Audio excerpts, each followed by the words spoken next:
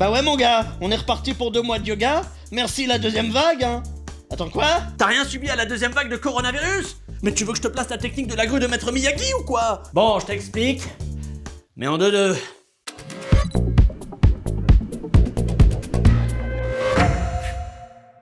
Bon déjà, faut remonter au 11 mai dernier, jour de déconfinement. Là, la France, elle est en liesse. Les gens sont aussi heureux que Nicole Kidman devant un jerrycan de Botox. Et on se souvient tous où on était le jour du déconfinement. Moi, j'étais dans ton cœur. Bam! T'es séduite. Je m'appelle Pablo Mireille, je t'aime, petite fée. Entre mai et juin, on rouvre tout petit à petit. Les collèges, les lycées, les lieux culturels, et puis surtout le micromania de la porte-maillot. À la caisse, tu demandes Yannick. Il te donnera le cheat code pour jouer avec une Lada dans Need for Speed. Par contre, attention, on conserve les gestes barrières. Distance sociale, lavage de mains, et puis si on a envie d'éternuer, on le fait uniquement sur un rasta blanc. Il en reste 7 en tout, faut les terminer. En plus, pour éviter que ça reprenne, Olivier Véran il met en place un protocole anti-Covid composé de 3 phases. Tester, tracer, zouker. Ouais, il est conseillé par Sly et Medicustos. Donc là, en juin, on est pas mal. Le virus, il est dans une mauvaise passe. Il traverse le même désert médiatique que le rappeur Yannick. Du coup, on a pu partir tranquillos en vacances. Mais le problème, c'est qu'on s'est un peu trop lâché. On a poussé les meubles et on a fait de sacrés noobas sur le dance floor. Comme disent les gens qui vont bientôt partir de mort naturelle. En voyant ça, certains scientifiques y balisent. La terreur totale. Dimitri Payet devant un programme Wet Watchers. Et bah ça a pas manqué. Fin août, le virus, il revient de ses vacances au Brésil, où il a fait un stage de capoeira avec Vincent Cassel. Et il est déter. Chaque jour, il y a de plus en plus de contamination. Alors le gouvernement, il ordonne la fermeture des bars et des restaurants jusqu'à ce que ça baisse. Et à condition que Didier Raoult abandonne sa coupe de cheveux, qu'il a depuis qu'il est sorti de Jumanji.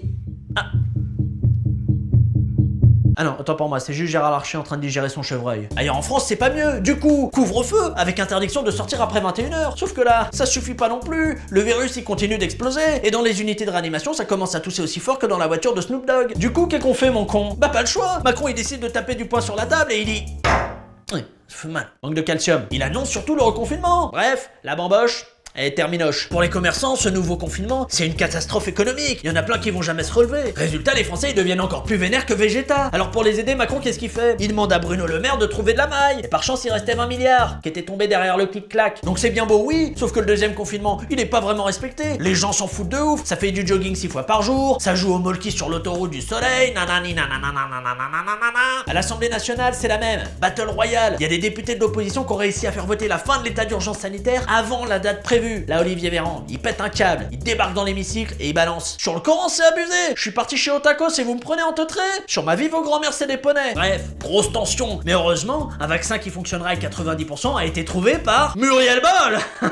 Toujours dans les bons coups, le possum sacré des Rocheuses. Non, c'est un vaccin trouvé par le labo américain Pfizer. Là, les responsables politiques, ils reprennent espoir. Les bourses d'école. Steven Seagal annonce qu'il va enfin couper son catogan. Bref, que des bonnes nouvelles. Et depuis, on attend tous que ce vaccin sorte pour pas le prendre. Parce que dedans, il y a des nanoparticules qui vont espionner à travers nos yeux pour le compte de la CIA. C'est pas moi qui le dis, c'est Kim Glow, l'influenceuse qui a plus d'abonnés que de neurones. Voilà, tu sais tout. T'as d'autres questions ou pas? Intéresse-toi un peu à ce qui va te tuer.